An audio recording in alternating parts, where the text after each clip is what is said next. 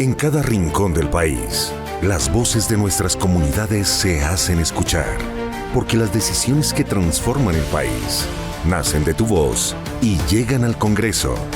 Frecuencia Legislativa, más cerca de nuestras comunidades, más cerca de Colombia.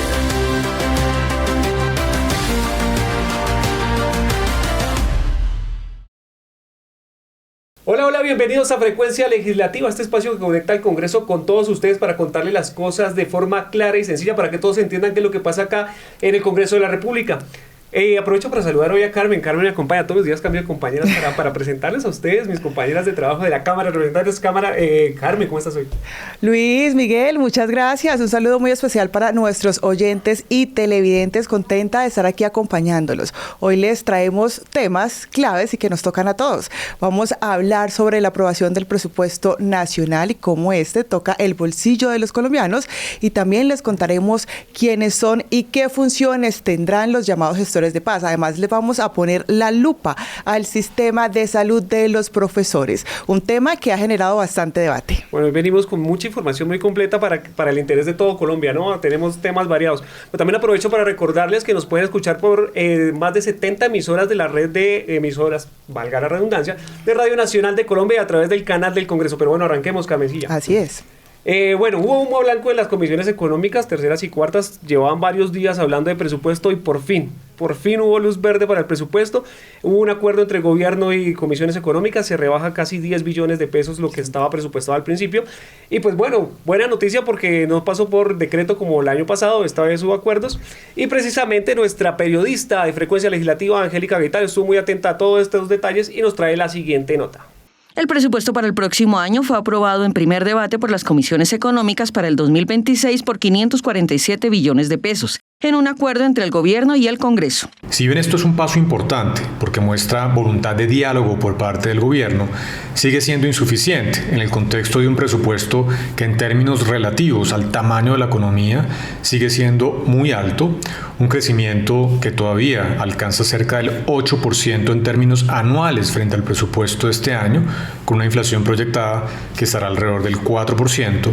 Este quedará así, un monto total de 547 billones, una reducción de 10 billones menos que la propuesta inicial. Una reforma tributaria de 16 billones que se espera recaudar mediante nuevos tributos. Logramos, además de la discusión, incrementar el presupuesto en sectores como las TICs, el deporte, industria y comercio, turismo, pero también la agricultura, sectores que han sido un poco golpeados en la propuesta inicial del presupuesto general de la Nación y que logramos se les incrementara el presupuesto, pero también celebramos victorias tan importantes como la mayor asignación en la historia de Colombia en el presupuesto de educación, de salud, de defensa. Sacamos el presupuesto y no fue un decretazo.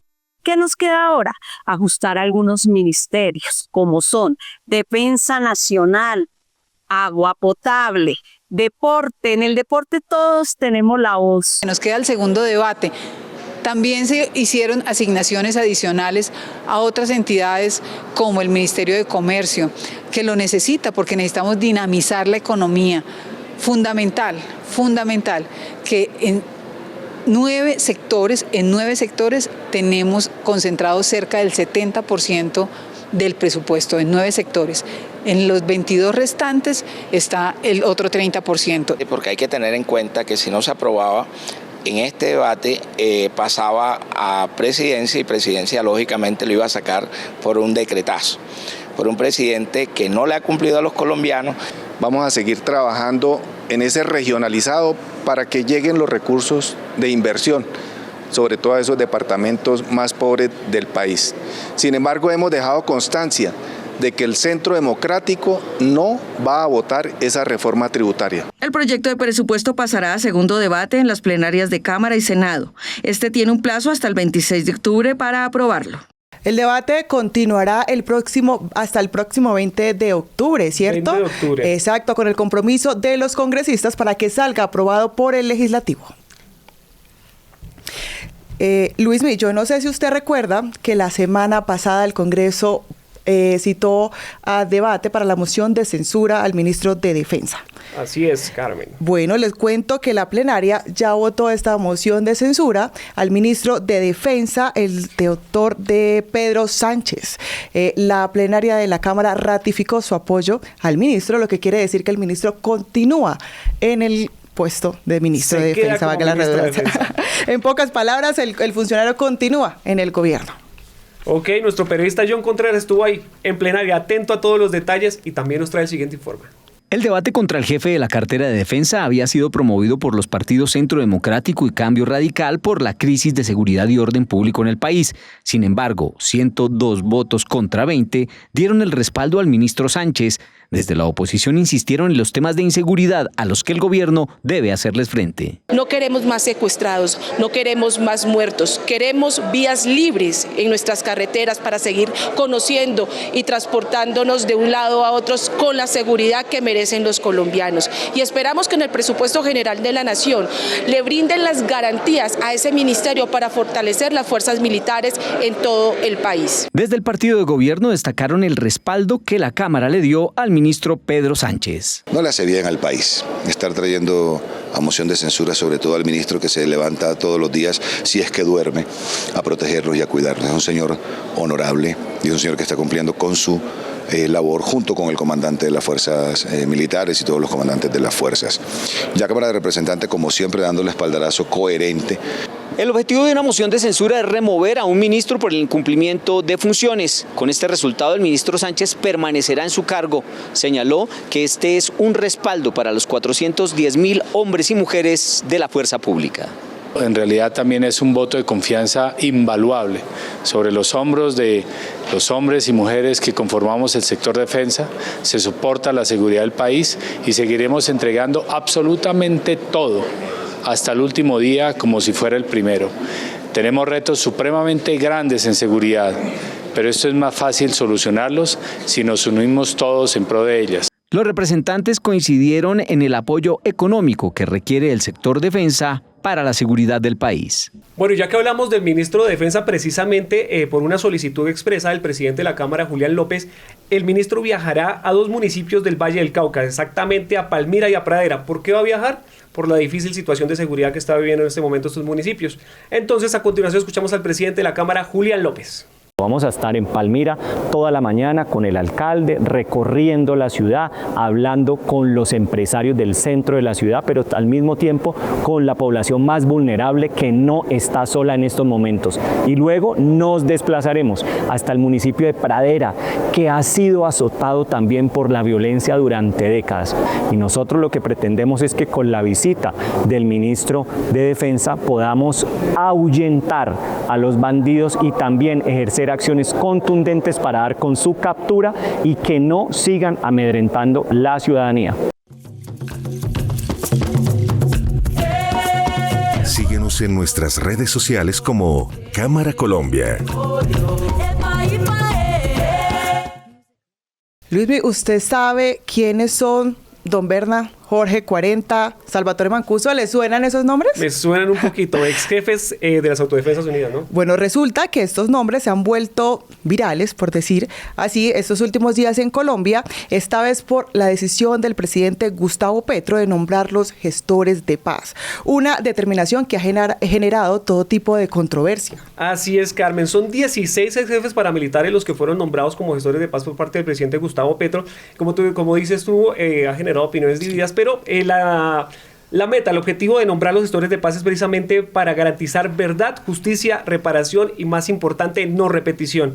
Hablamos con el representante por Bogotá de la coalición Pacto Histórico, Alirio Uribe, quien nos cuenta más o menos los detalles de qué genera este nombramiento. Hay que clarificar qué pasó con los bienes, porque ellos aseguran que entregaron una cantidad de bienes que no se sabe dónde están. Todavía tenemos una cantidad de gente desaparecida que no aparece, y que la unidad de búsqueda se creó para eso, y ellos ahí tienen mucho que decir en términos de fosas, en términos de todo esto. Desde la oposición también surgieron voces de rechazo a todo este tema que ha generado diferentes opiniones. Una de ellas es la del representante por el Centro Democrático, John Jairo Berrío. Escuchemos lo que dijo. Gustavo Petro está colocando de gestores de paz a todo criminal que él quiera poner allí simplemente para decir que está haciendo un gran trabajo por la paz, pero lo que está haciendo es algo improvisado, que realmente en más de 3 años no tiene un solo hecho real y concreto para mostrarle a Colombia. Bueno, y como vemos y escuchamos, muy divididas las opiniones. Obviamente partidos de gobierno están a favor de ese tema, la oposición no le gusta mucho el tema, pero a nosotros nos interesa mucho saber qué piensa la gente en las calles, así que salimos a las calles y hablamos con dos personajes que nos encontramos caminando por las calles bogotanas. Estoy hablando de Joseph Castillo y Daniel Alexis Sousa, ciudadanos, y pues esto piensan ellos de estos nombramientos de gestores de paz. Es una decisión bastante controversial la que ha tomado el gobierno. En primera medida, darle en cierta medida un estatus político a estas personas que fueron comandantes paramilitares y que muchos de ellos pues todavía no han confesado, no han dado verdad y reparación a las víctimas. Pienso que sería bueno pues contribuiría a la paz del país, pero a la vez también hay que mirar ellos qué aportarían para pagar de pronto sus pecados. No, hay que recordar que esta designación es temporal, pues va hasta el 6 de agosto del 2026 y que además no sustituye ningún tipo de condena o proceso vigente. Importante eso que la gente lo sepa, porque a veces piensan que al ser nombrados gestores de paz ya Así quedaron... de por vida. Ya. Entonces no, esto no tiene nada que ver con eso. Carmen, esta semana se radicó en la Cámara un proyecto que ha causado debate. ¿Sabías que desde 1932 los miembros activos de la fuerza pública no pueden ejercer su derecho al voto? No sabía. Pues precisamente eso fue lo que se radicó en la Cámara, para que ellos, las fuerzas militares, puedan volver a votar. Obviamente esto ha sido polémico porque pues hay quienes están en contra y a favor. En esta radicación estuvo César Vecino, nuestro periodista, y nos preparó la siguiente nota. Vale la pena, claro. ¿Por qué? Porque pues, es un voto más, alguien más que elige. No sé, a veces se toman cosas como muy personales y no votan de otra manera, entonces creo que mejor mantenerlo así. Las Fuerzas Armadas tienen que ser neutras y garantizar el cumplimiento de la Constitución, apartados de cualquier criterio político. Quienes impulsan la propuesta esperan que para las elecciones de 2030 se ponga en marcha esta reforma. Son cerca de 450.000 militares y policías en actividad. No hacen ni el 1,14% del censo electoral, pero son ciudadanos como el resto de los colombianos y deben tener el derecho a votar. Colombia hace parte de esa pequeña minoría de países que no reconocen el voto de militares y policías. La propuesta también incluye unos limitantes. Obviamente que ellos no puedan pertenecer a ningún partido político, que no puedan militar en ningún partido, que no puedan ejercer ninguna presión sobre sus subalternos, que el voto sea en silencio, pero que ellos puedan votar. Este proyecto recién se radicó y tendrá que superar 8 debates para cumplir su objetivo. Luismi, y precisamente como estamos en la Semana de la Transparencia, vamos a estrenar una sección y a explicar en qué consisten los diferentes proyectos que hacen trámite en el Congreso, y lo haremos de una forma sencilla y clara. Para esto, Zulma Pulido nos ayudará. Bienvenida, Zulma, explícanos este proyecto de ley.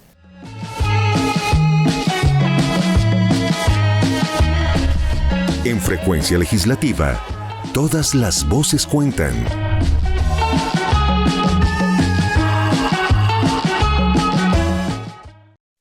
Hola Miguel y Carmen y todos nuestros televidentes y oyentes. Les habla Zul Pulido y hoy en Explicando la Ley vamos a hablar de algo que genera bastante debate. ¿Deberían los integrantes de la fuerza pública votar? Seguro lo han escuchado, que los representantes Juan Manuel Cortés y José Jaime Uzcategui presentaron un proyecto para que esto sea posible. Pero ¿qué significa realmente que los militares en Colombia queden habilitados para votar?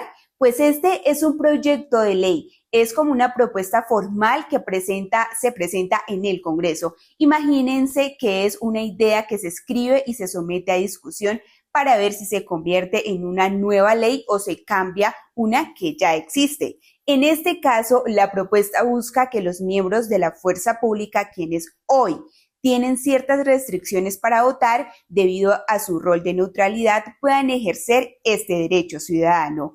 Un debate en el que el Congreso en este momento pues están discutiendo a fondo a este tipo de proyectos. Analizan argumentos a favor y en contra, escuchan diferentes opiniones y pueden proponer modificaciones en un paso clave para que la idea se analice completamente antes de tomar una decisión.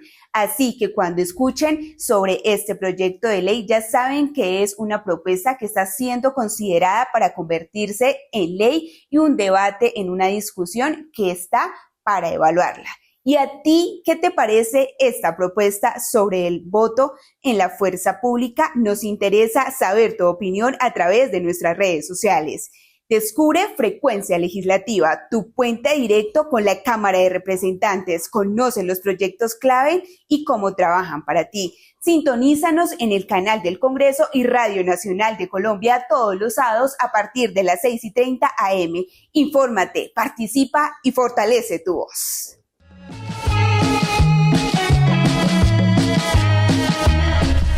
En Frecuencia Legislativa, todas las voces cuentan.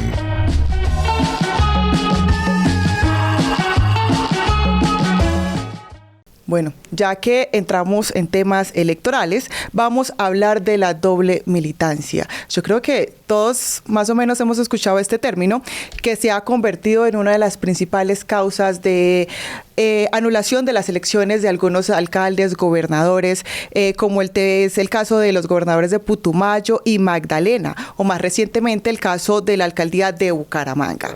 Para evitar estos vacíos jurídicos, hay una propuesta que se debate en la Cámara de Representantes y donde hablaremos de coaliciones, ¿cierto? Que básicamente son alianzas entre partidos y que sin lugar a dudas son algunas de las, digamos, de las causas que ha llevado a este camino hacia la doble militancia. Escuchemos al representante del Partido Liberal, escuchemos y veamos, del Partido Liberal del departamento de Putumayo, Carlos Ardila. Hay vacíos en materia de alianzas, hay vacíos en materia de coaliciones. No es claro si un concejal puede votar por el candidato a la alcaldía, el candidato a la alcaldía no podría apoyar a ese concejal. Bueno, Carmen, precisamente este proyecto busca que haya mayor claridad, que no queden dudas y por supuesto regular esta medida, porque sí, por lo menos este año han habido muchos casos, bueno, en el transcurrir de esos 4 años han habido muchos casos de nulidad. Hablamos con Óscar Sánchez, él es el representante también del Partido Liberal por del departamento de Cundinamarca y precisamente él es el autor de este proyecto de ley. Y nos va a contar, nos va a sacar de las dudas de cómo va a funcionar este tema. ¿Qué buscamos acá? Que esa coalición esté precedida de un acuerdo programático para darle seriedad a los partidos, para darle seriedad al ejercicio de la democracia. Y si esa coalición está precedida de un acuerdo programático, ese candidato puede salir a plaza pública en tarima a indicar a votar por cualquiera de los candidatos que lo acompañan en ese proceso electoral. En el primer debate fue aprobado, se ajustó para obtener el aval de un partido se deben tener por lo menos 3 meses de militancia, ¿cierto? Un tema que generó una propuesta de excepción por parte del representante del departamento de Caldas por el nuevo liberalismo, Juan Sebastián Gómez. Escuchemos y veamos lo que dijo. Y si la ley se aprueba como quedó hoy, de 3 meses, y el partido faltando un mes o faltando 2 meses me dice que no me va a dar el aval, entonces yo quedo inhabilitado para poder participar en las elecciones por otro partido. Mi propuesta es que moderemos ese artículo en el sentido de que siempre habrá doble militancia y seamos estrictos con eso, salvo en el caso de que a alguien se le niegue el aval, por lo cual se entendería que esa persona queda en libertad política. Bueno, y como le decía anteriormente, Carmen, la Registraduría Nacional precisamente informó que son cerca de 30 elecciones atípicas las que se han registrado nada más en 2025, eso es demasiado. Sí. Y la mayoría de ellas son precisamente por doble militancia. Entonces es importante que se vea este tema, que se regule y que pues se cierren como estos vacíos que hay en este tema. Exactamente, Luis Miguel. Pero Carmen, pasemos ahora a otro tema. Ya hablamos mucho de temas electorales. Vamos a hablar de salud. Okay. También ha estado en vigor esta semana el tema de la salud. Y precisamente enfocándonos en la salud de los maestros, quienes están protestando un poco por el tema del FOMAC. Okay. La pregunta es, ¿qué va a pasar con esta situación? Congresistas y ciudadanía tienen opiniones divididas en este tema y precisamente Liz Osorio nos cuenta qué está pasando con el FOMAC. Más de 800.000 maestros y sus familias dependen del régimen especial de salud del magisterio, sobre el cual el presidente Petro manifestó que lo ideal sería que se integrara al modelo de reforma a la salud, lo cual implica que pertenezca al Ministerio de Salud y que funcione mediante el modelo de la ADRES. Al respecto, esto manifiestan desde el Sindicato de Educadores de Santander. Como Organización Nacional FECODE y los diferentes sindicatos finales departamentales manifestamos que nos preocupa que hayan versiones en el país acerca de la no conveniencia de los regímenes de excepción en salud. Según la Contraloría, el FOMAC enfrenta denuncias por fallas y sobrecostos. Por ejemplo, el gasto por afiliado pasó de 143.000 a más de 400.000 pesos, cifras que para algunos congresistas demuestran que el piloto que ha implementado el gobierno no está funcionando. El señor Aldo Cadena, vicepresidente del FOMAC, reconoció que habían tenido que trasladar 1.7 billones de pesos de las pensiones de los maestros para tratar de tapar el hueco que se está generando por cuenta de la mala administración, por cuenta del mal diseño y la mala implementación de ese piloto de la reforma de la salud. Y lo grave es que el gobierno, en lugar de corregir el piloto, lo quiere extender a 50 millones de colombianos. Para otros, la propuesta del gobierno de reformar este régimen especial de salud para los docentes tiene validez. Los maestros tienen un régimen especial en el cual tienen una UPC superior al sistema general, de la población en general, pero ni en uno ni en el otro alcanzan los recursos. Por lo tanto, lo que hemos identificado es que esto es un problema estructural de superar esos intermediarios que disparan los costos de los procedimientos y hacen que ningún recurso alcance. En los últimos días, maestros del departamento de Caldas protestaron por la falta de atención en salud y denunciaron que el FOMAC no tiene contratos firmados para la prestación del servicio en esa región.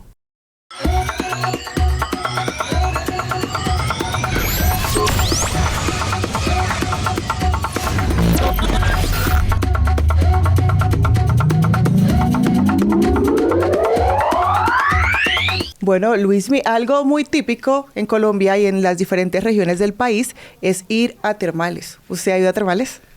Sí. Es un plan chévere, diferente. He ido algunas veces, sobre todo en Norte de Santander he ido. Chévere, bueno, interesante. Yo creo que a mí sí me falta porque no conozco por ahora. Bueno, le cuento a usted y a nuestros oyentes y televidentes que los termales colombianos están a punto de dar un salto al estrellato. Así como lo oye, vea. Hay un proyecto de ley que busca convertirlos en protagonistas del turismo de bienestar y motor de desarrollo regional en Boyacá, Caldas y Risaralda. Se abre la puerta a fortalecer la economía nacional y a posicionar al país en esta materia. César Fuquen fue el encargado de abrir nuestra Cámara Cultural.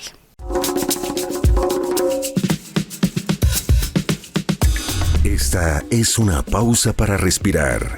Esto es Cámara Cultural. Nuevo proyecto de ley busca convertir los termales colombianos en protagonistas del turismo de bienestar y el motor de desarrollo regional en Caldas, Risaralda y Boyacá. La propuesta es del representante a la Cámara, Héctor Chaparro. Es un proyecto de ley también que busca generar una serie de incentivos fiscales y tributarios a aquellos establecimientos especializados en lo que se denomina hoy en día como turismo de bienestar en nuestro país. Esto se ha convertido en una fuente de ingreso para toda una región, una fuente de ingreso que genera recursos para el municipio de Paipa, que genera recursos para una industria que se ha venido desarrollando alrededor de la hotelería, alrededor del turismo y que viene posicionando a Paipa, como lo estamos viendo, no solo a nivel nacional, sino a nivel internacional.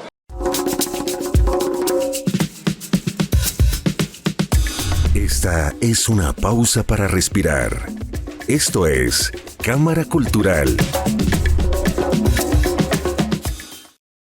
Con nuestra Cámara Cultural llegamos al final de esta emisión, no sin antes invitarlos a seguirnos a través de nuestras redes sociales en donde nos encuentran como @Cámara Colombia. Ahí podrán hacer seguimiento de toda la actividad legislativa.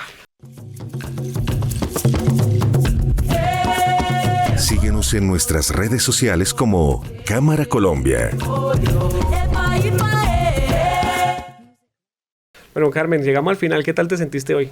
No, súper bien. ¿Te gustó? Me gustó la experiencia. ¿Vas a volver? Espero volver. Aquí me van a tener. Acá todas dicen que ¿Invitado vuelven y no vuelven nunca más. Ay, pero si me reciben yo vuelvo. Sí, perfecto. La otra semana entonces te espero acá. Bueno, Carmen, pero aprovechemos para agradecer a todo nuestro equipo técnico y periodístico. Recuerda que estamos encabezados por nuestra jefe de la Oficina de Información y Prensa, Sandra Sánchez. Y también invitarlos a que si se perdieron esta emisión o quieren volver a ver, quieren saber algo más detalle de lo que hablamos acá, lo pueden hacer a través de la página web de la Cámara de Representantes, www.cámara.gov.co, y también en nuestro Spotify, donde aparecemos como Frecuencia Legislativa. Carmen, gracias por acompañarnos. A ustedes, hasta pronto. Chao, chao.